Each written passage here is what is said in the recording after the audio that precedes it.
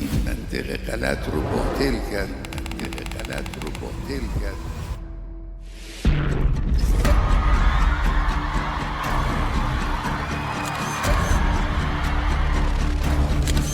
یکی از مهمترین گناهانی که تمدن و فرهنگ سرمایه‌داری غرب به وجود آورده این که بنای خانواده رو تخریب کرده.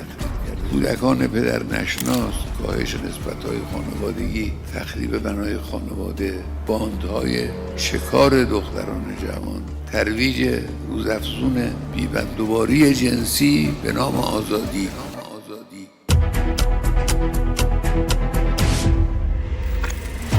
میگن اگر چنانچه زن حجاب داشته باشه و این محدودیت‌ها رو برای خودش معین بکنه از پیشرفت باز میمانه.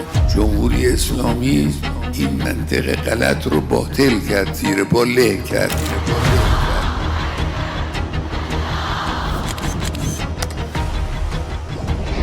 در جمهوری اسلامی نشان داده شد که زن مسلمان و مقید بانوی با حجاب و مقید به پوشش اسلامی میتوانه در همه عرصه ها پیشرفته تر از دیگران حرکت بکنه.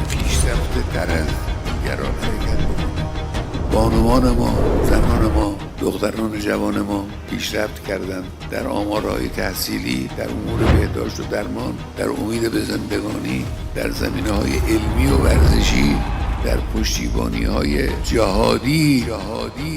اونچه که امروز بانوان ما، زنان ما در این زمینه‌ها توانستن به دست بیارن در تاریخ ایران بی سابقه است. بلا شک.